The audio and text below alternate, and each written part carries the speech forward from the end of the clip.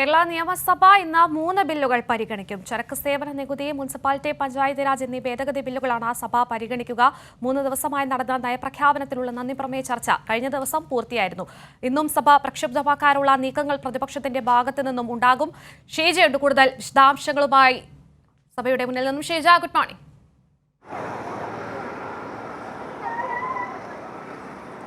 Good morning Keerthi. Sheeja, ഇന്ന് പ്രധാനമായും ഏതൊക്കെ ബില്ലുകളാണ് പരിഗണിക്കുന്നത്, അതിന്റെ വിശദാംശങ്ങൾ എന്താണ്? ഒപ്പം തന്നെ സഭ ഇന്നും പ്രക്ഷുബ്ധമാക്കാനുള്ള ഒരു തീരുമാനം തന്നെയാണോ പ്രതിപക്ഷത്തിന്റെ തീരുമാനം?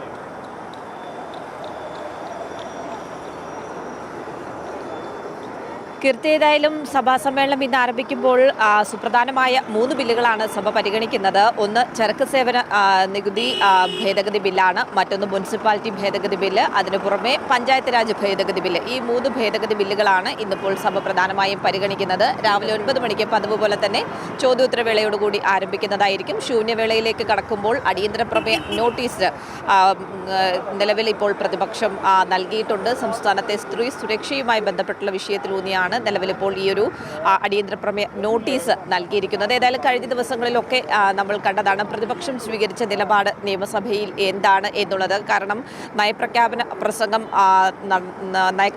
പ്രസംഗത്തോടുകൂടി സഭ ആരംഭിക്കുന്നത് 25-ാം തീയതിയാണ്. അതിനുശേഷം ഈ തിങ്കളാഴ്ച മുതൽ സഭയോട് പൂർണ്ണമായും സഹകരിക്കുന്ന ഒരു നിലപാട് ഉണ്ടാകും എന്ന് പ്രതിപക്ഷം അവകാശപ്പെട്ടപ്പോഴും ആദ്യ ദിവസം തന്നെ സഭ പ്രക്ഷുബ്ധമാക്കി ബഹിഷ്കരിക്കുന്ന ഒരു നിലപാടാണ് പ്രതിപക്ഷം സ്വീകരിച്ചിട്ടുണ്ടായിരുന്നത്. അതിന് പിന്നാലെ കഴിഞ്ഞ ദിവസം അടിയന്തര പ്രമേയം ഉന്നയിച്ചുകൊണ്ട്, അതായത് സാമ്പത്തിക പ്രതിസന്ധിയിൽ അടിയന്തര പ്രമേയം ഉന്നയിച്ചുകൊണ്ട് അതിൽ സഭ പ്രക്ഷുബ്ധമാക്കുക എന്ന് ആലോചിച്ചിരുന്നെങ്കിൽ പോലും അത് ചർച്ചയ്ക്കെടുത്തപ്പോൾ വലിയൊരു തിരിച്ചടി പ്രതിപക്ഷത്തിനുണ്ടായി എന്നുള്ളത് എടുത്തു പറയേണ്ടത് തന്നെയാണ്.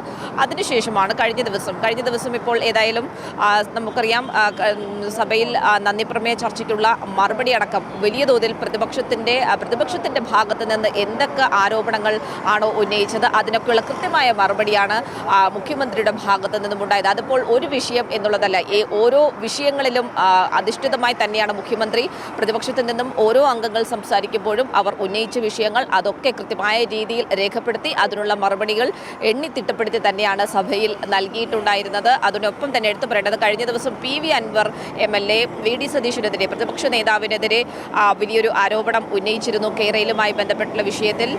അതുകൊണ്ട് തന്നെ ഈ വിഷയം ഇന്നും സഭയിൽ ഉയർന്നു വരാനുള്ള സാധ്യതകൾ നിലനിൽക്കുന്നുണ്ട്. പ്രത്യേകിച്ചും ഈ ഒരു വിഷയത്തിൽ ഊന്നിക്കൊണ്ട് വലിയ തോതിലുള്ള പ്രതിഷേധങ്ങൾ സഭയ്ക്ക് പുറത്തും ആരംഭിച്ചു കഴിഞ്ഞിട്ടുണ്ട്. DYFI അടക്കമുള്ള യുവജന സംഘടനകളൊക്കെ ഇതിൽ പ്രതിഷേധവുമായി രംഗത്ത് വന്നിട്ടുണ്ട്. സംസ്ഥാന വ്യാപകമായി തന്നെ പ്രതിപക്ഷ നേതാവിനെതിരെ പ്രതിഷേധിക്കാനുള്ളൊരു തീരുമാനമാണ് DYFIയും കൈക്കൊണ്ടിരിക്കുന്നത്.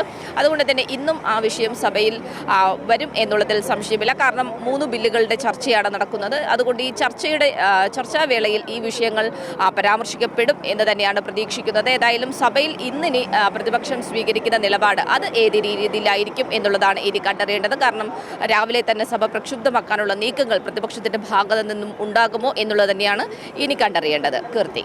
ശരി, ഷീജയാണ് കൂടുതൽ വിവരങ്ങൾ.